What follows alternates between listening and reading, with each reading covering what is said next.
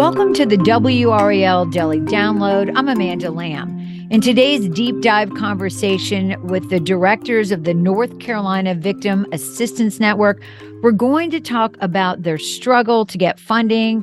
The first person we're going to talk to is Executive Director Frances Battle. Frances, welcome to the program. Thank you. Thank you for having me. So first of all, can you just give us kind of a couple of bullet points on what your organization does? Yes, so we provide support services to surviving loved ones of homicide. And what that looks like is one-on-one grief counseling, participation in support groups where victim survivors can get together with other victim survivors who are going through the same thing, help navigating the criminal legal system, some financial support if they have to attend trial of the accused, if they have to or they want to attend the trial of the accused, and just general emotional support, all around emotional support. So many, many layers. And you guys have been serving people here in North Carolina for how long? Since 1986. Wow. Okay. So historically, you've received funding from the state, correct? And right. And what is the normal level of funding in recent years that you've received? So generally, we get around $550,000 a year. Now that's a combination of a couple of different sources, but that's generally what we get, and that supports a small staff. I mean, it doesn't give us the kind of capacity we would like to have, but it supports enough that we can reach the state and help people secure the services they need. And so what is your staff? And I guess, are most of them social workers? Most of them are seasoned victim advocates. Some are social workers. We do training as well. So we have a training arm of our organization. So we have folks that do training. And then we do contract out. We outsource some of our work. So you have how many employees right now? Right now, if you add in contractual and part-time, we have about 9 people. So you lost some funding. Tell me about that. What was your level of funding that was given to you for 2022, 2023? Yeah, it was about what I said, 550,000. We lost 400 of that in October of 2022, which caused us to lose 2 positions. Now we have secured some of that funding back. We haven't actually received it yet, but it'll only go through September of this year. And that was a grant, correct? So that's not a recurring thing. That is a grant. The issue there is, I mean, obviously it's a short-term solution for a long-term systemic problem. So if we don't secure funding for after September of 2023, then we just go away. I mean, our services will not exist. Yeah. And I mean, that's obviously a really big deal. So what do you think, what's at play here? Obviously, there are lots of victims in different categories, sexual assault victims, domestic violence victims. And then, we're talking about homicide families, victims of homicide victims. Do you feel like there's a triage going on where more money is going to other causes? I mean, where are we? That definitely is the landscape. And part of that is because the federal funding that we receive doesn't have serving homicide victims or surviving loved ones of homicide victims as a priority. So that's one of the things we're working toward changing, that we think will help level the playing field for us in terms of being able to compete for those dollars. Actually. And that money comes from, if you'll explain it to me, it comes from federal dollars, but then that's funneled through the state and the state decides where it goes. That's right. It comes from Victim of Crime Act funding, which is federal. And the Office for Victims of Crime in Washington, they send a certain amount of money to every state. They use a formula. They send a certain amount of money to every state. The VOCA dollars were significantly cut this past year. We knew that we would likely have a decrease in funding.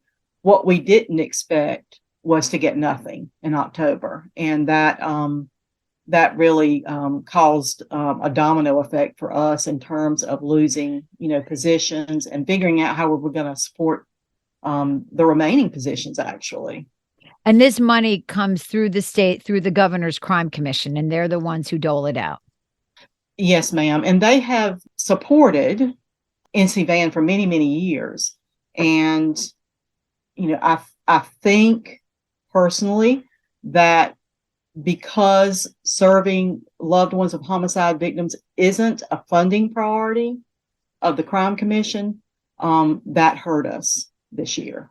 I want to mention here that we did reach out to the governor's crime commission about this situation, and they sent us a very thorough response. We're going to put that in the show notes, and I will read some excerpts at the end of the show in order to give you the highlights. We're going to talk more when we come back after the break with Associate Director Elizabeth Watson, just about how this organization really makes a big impact on victims' lives.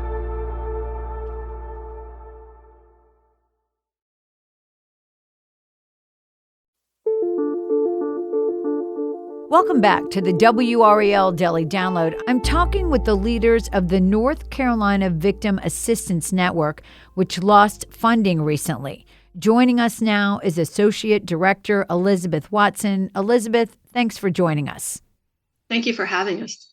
So I know in October, we had a mass shooting in Raleigh, which was just such a tragedy, 5 people killed.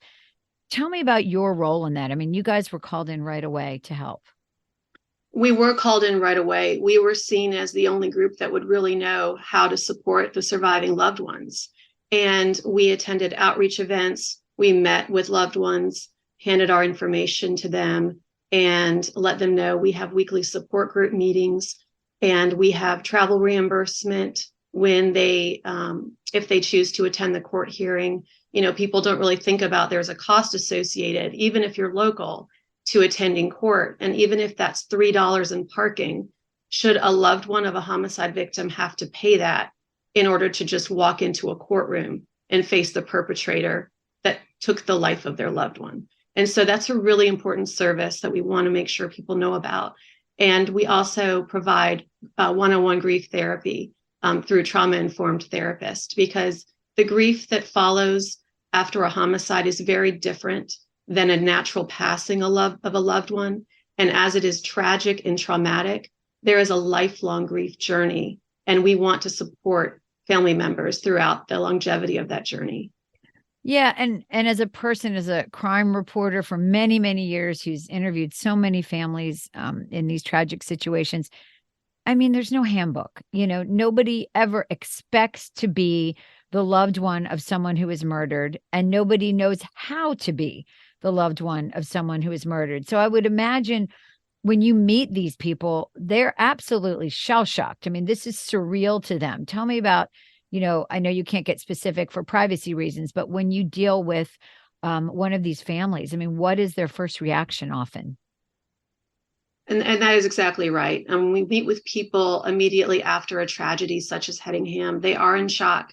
And so the best thing that we can do is share a little bit of information with them, ask them if they're eating that day, if they've slept at all, and wait for them to contact us. The thing about homicide is that we often serve people for years after the loved one is taken. So it might be a year before we hear from the majority of the community members, and that's pretty typical. Shock lasts, different time periods for different people. But when they're ready to reach out, we want to be here to provide those services. And obviously, we've been talking in the first half of the show about losing funding and what that means to you guys. So you've had to, my understanding is you had to get rid of 2 positions. Is that where you are right now? That is correct. And so what does that mean for the people you're serving? Does that mean each individual in your organization has more families that they're responsible for?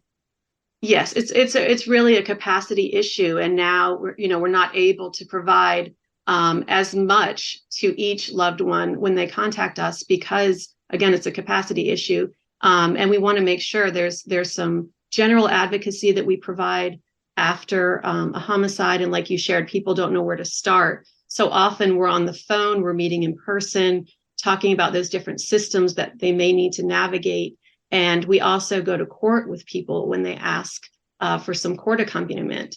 And so that is a statewide program. And as Frances shared, we have a real capacity limit. How many people do you serve a year? Do you know? Couple hundred. You caught me off guard. Hold on one second. I would say we serve about 800 loved ones per year. And that would be, there are families that may have 4 members or so on.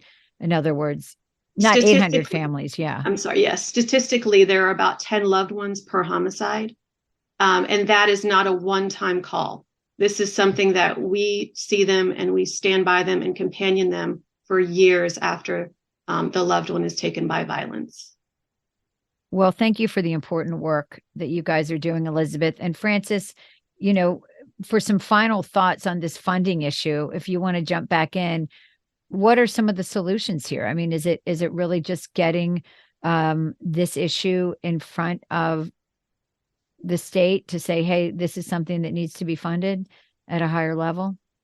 I think that's certainly part of it. I think one of the main things for us is we need for our services, the services we provide, and the people we serve to be a funding priority, for the Crime Commission. We need our General Assembly to understand what we do and why it's important to support the work that we do. I mean, and we could talk a long time about, the federal funding and what needs to happen there.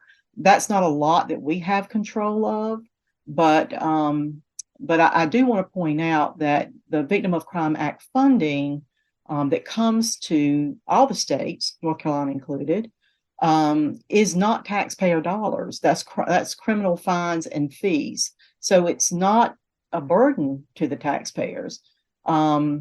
We just want to make sure that there's a level playing field and that we have an equal opportunity to compete for those dollars. As promised, we did get a statement from the Governor's Crime Commission. In it, they explained that the money to help victims comes from the federal government in the form of VOCA funding, which stands for Victims of Crime Act, money that comes from fines, fees, and penalties paid to the federal court system by offenders. The GCC then distributes this money statewide to organizations that apply for it. They tell me the VOCA funding to North Carolina has decreased by 57% in the past 5 years. For example, in 2018, they received $103 million. In 2022, they got just under $45 million. VOCA requires that at least 30% of the funding go to victims of domestic violence, sexual assault, and child abuse, and at least 10% must go to underserved populations. And they admit the decrease is making it harder for groups like NC VAN to get the funding they need. They tell us, quote, "We support NC VAN and their work. The federal funding that NC VAN and other organizations previously relied upon has been cut dramatically."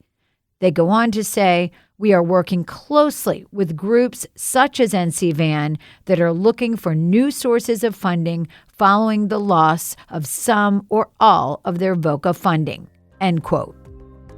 Thanks for listening to the WRAL Daily Download and making us part of your morning routine. Another great way to get WRAL news is the Morning Briefing newsletter.